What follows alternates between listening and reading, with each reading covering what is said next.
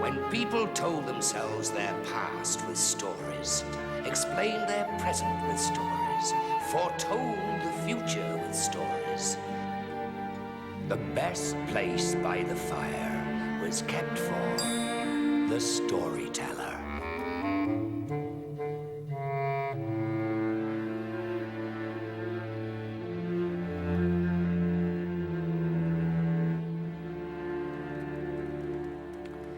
On the whole, there's absolutely no need to be frightened of giants. Giants are gentle, perfectly harmless, very affectionate. Unless, of course, the giant has no heart in his body.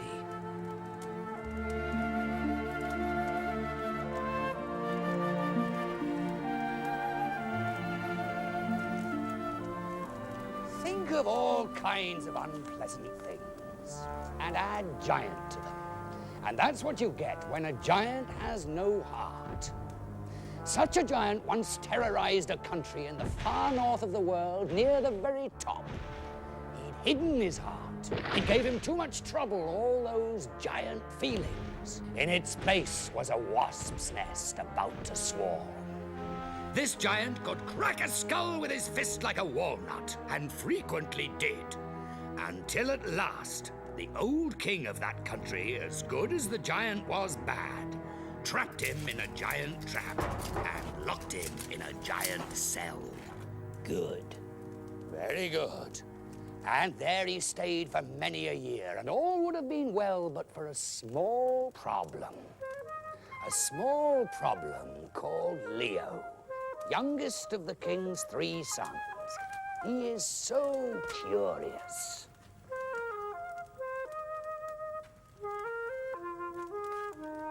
Now there's a dark place he's forbidden to visit. His brothers tell him a giant lives there with no heart. But he doesn't believe it. I don't believe it! Hello? Hello down there?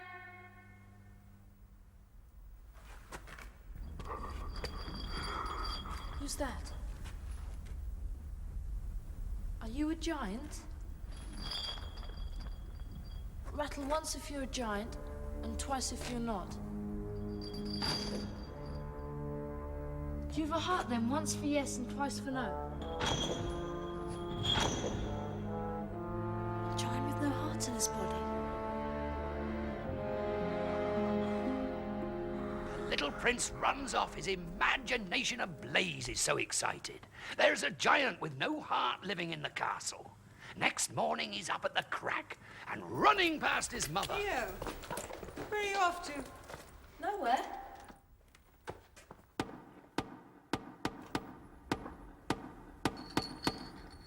Can you hear me? Yes. Why are you down there? Because long ago I did some bad things. This is my punishment. I've been here for years and years. Unless I'm let out soon, I will surely die. Oh, don't worry, I'll go and tell my father. No, don't tell anybody, please. Would you like to be my friend? Yes, please. Good. Good. Bad, that giant. Oh, yes. Day after day, the little prince comes visiting. He wants to tell the whole world about his friend. But he can't. So he mustn't. So he won't. And in the dark, dank black of the dungeon, the heartless giant plots and plans. The keys to my locks, do you know where they're kept? I don't, no. Long ago, a guard said the king kept the keys by his bed. Oh, those keys. They're huge, they're massive. I thought they must be for the crown jewels. Oh no, they're for me. They're for my misery. Do you know something? I think if I got those old keys and let you out, nobody would even realize? No, that's not right. This is my punishment. I deserve it. It's not fair that you're chained down there. I bet that chain hurts your legs. Only sometimes. I don't care what you say. Then go and get those keys. And so, that very night, Leo crept into the room where the king and queen were sleeping.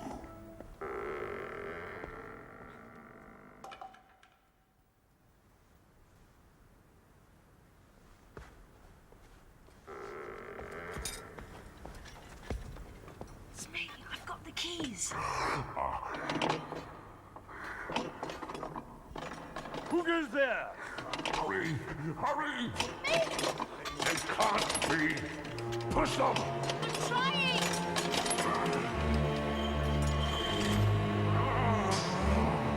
Don't forget to let me have them back! What's happening?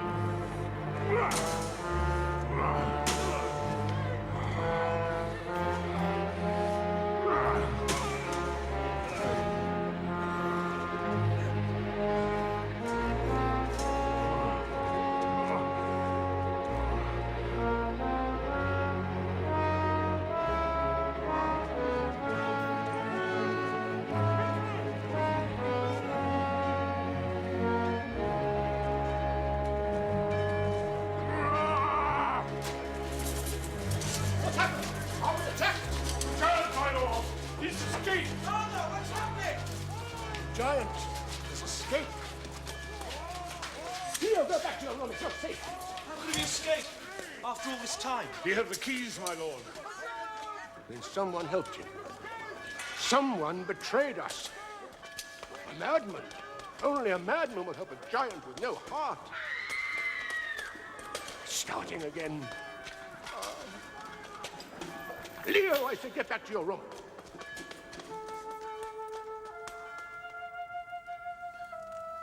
Poor boy.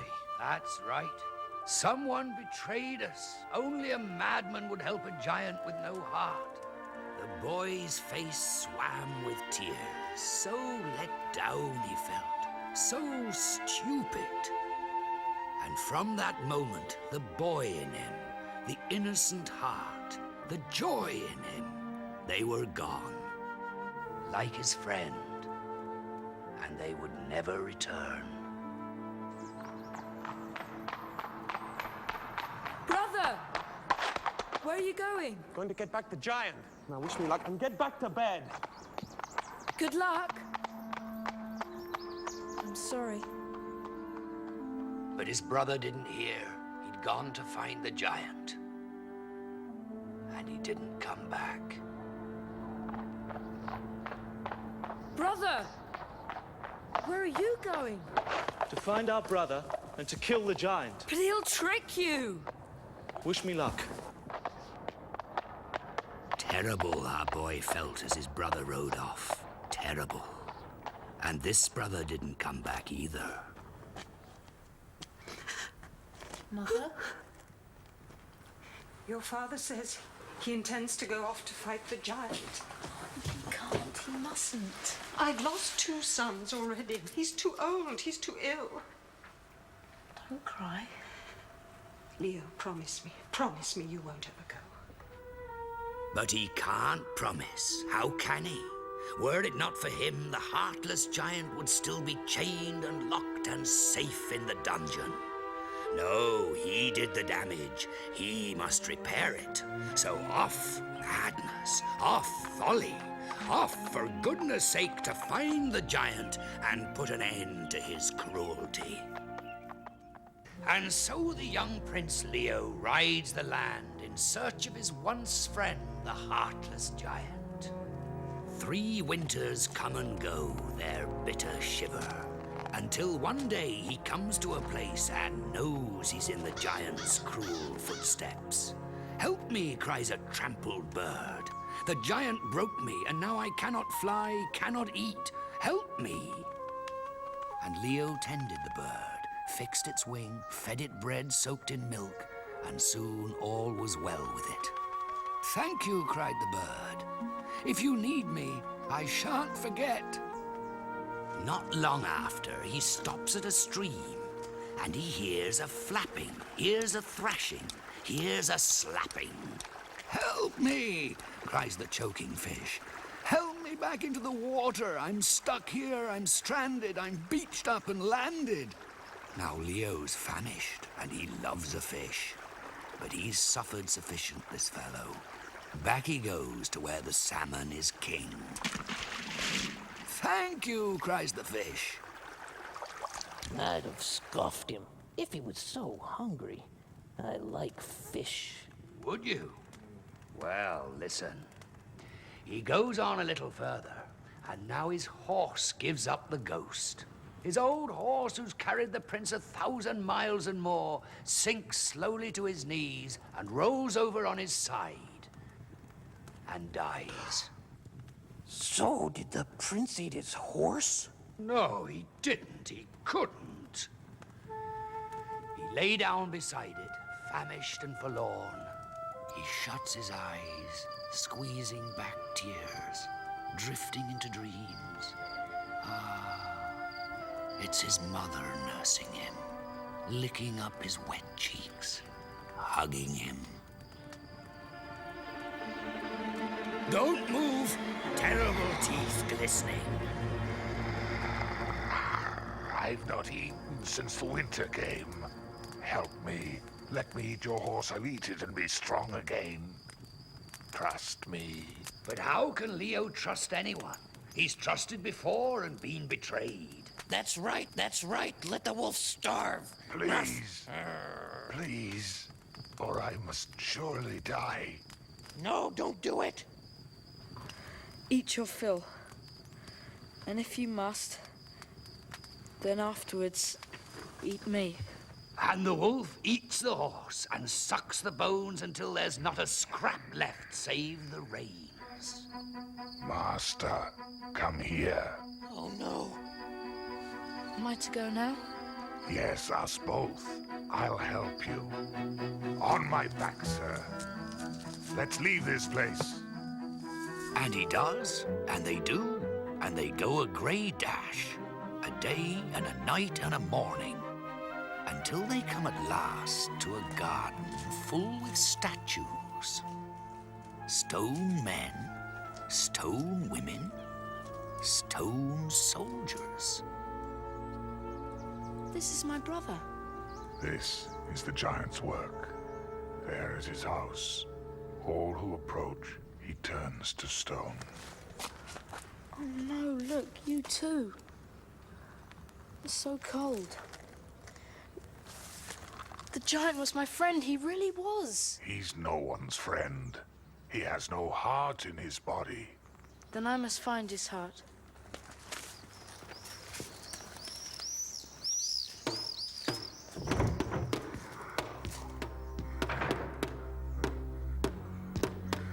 Where did you get that drum? It's mine. It's me, Leo. Prince Leo. Yes, it is you. I can see now. Well, are you the same as your brothers? Come to challenge me? No, I come in guilt. Either you will take me in, or I must go into exile. Guilty? About what? That you set me free? Ah! You were a child. I had to fool you to get the keys. Otherwise, I'd still be there, rotting. But stay if you like. No tricks, though. No traps. Else, you'll end up the same as your brothers. No tricks, no traps, agreed the boy and went inside. He's a servant now for the heartless giant. For weeks he cleans, for weeks he scours, until spick where speck was and span where squalor. Each evening, the giant returns from his wild outings to find the fire lit, the hearth swept, and his trousers pressed. He likes this. Very nice. Very nice. Thank you.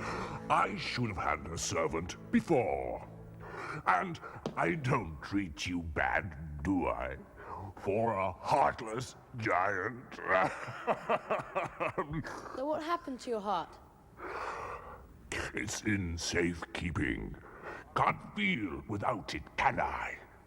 Can't get hurt. Can't die from the breaking of it. Clever. So where is it then? He who pries is prone to die. Do you follow me? Yes. But I'll tell you if you want to know. My heart's in that cupboard. In the cupboard? His own heart pounds. And he can hardly wait until the morning. But no heart. Oh no, the heart's not there at all.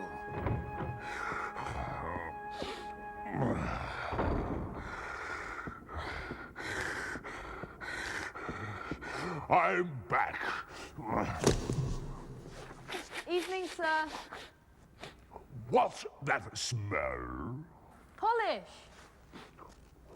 What are you polishing that old cupboard for? It's the home of your heart. It should be polished. Did you really think I kept my heart in a cupboard? What a dimple! It's not there then. Of course it's not. See. It's under the step. So the next morning, off stomps the giant, and out goes our boy digging out the steps. Stone, dust, roots, but no heart. I'm back. What's that? Oh, you must have trodden on the step. I painted it. What a daffle box! You thought my heart was under the step? Have these off, then. Sir?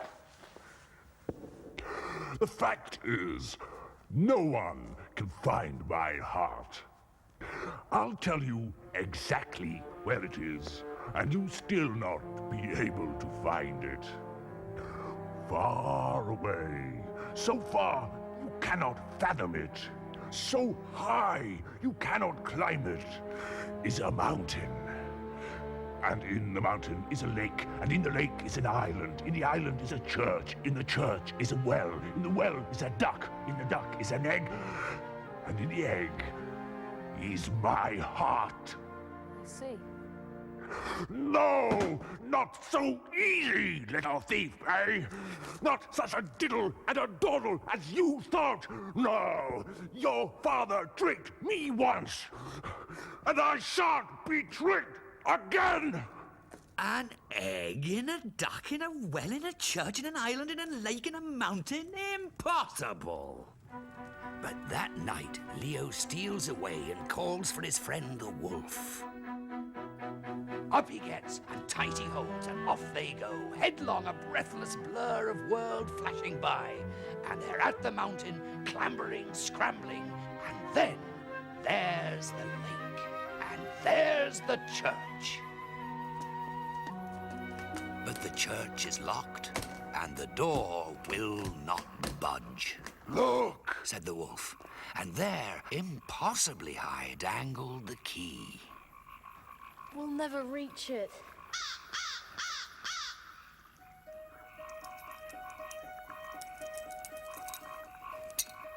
Thank you, my friend. And in they go, into the church, where they find the well. And sure enough, in the well swims a duck. Come on, come on. Oh, no! Now what? What's that? It's the fish. It's my fish! Catch it. I've got it! I've got the giant's heart! Thank you, my friend, thank you! Got it!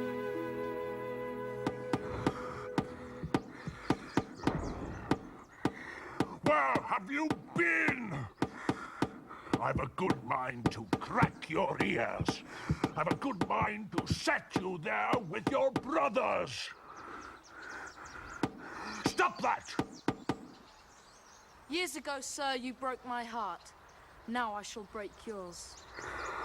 No, be careful. Please, don't break that. I will break it. I will squeeze it and squeeze it to bits, unless you release my brothers and all these poor people. Yes, I'll do anything you ask. Look, I'm doing it. There.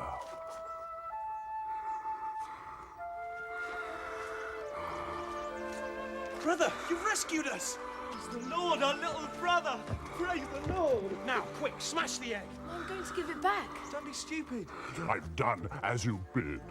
Can I have my heart? You can, sir, as I promised. For I know that with your heart in place, you could not be as you are now. No! Now. No! For years I've stood here helpless and watched your cruelty. The folk he's beaten. The vile murders. Please, don't. Please. Like with like. Spite with spite. Don't, I promise, don't! All the pain you've caused, I now repay.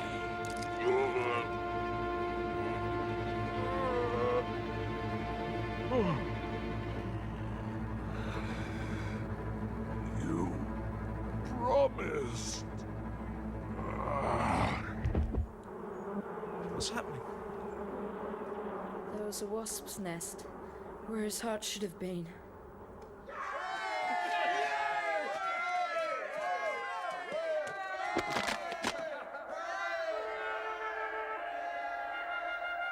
And where the giant fell, a hill grew. And in time, and when much was long forgot, the place was still known as the Hill of the Heartless Giant. But he would have changed that giant. He would have reformed with his heart back. Yes, I know. Cruel. Do you know, Prince Leo lived to be a great age, became king, had 42 grandchildren, and he told them all that tale. But in his story, the giant got back his heart and made amends for all his wrongs. Because, you see, despite all that took place, a little boy once met a giant, and they became friends.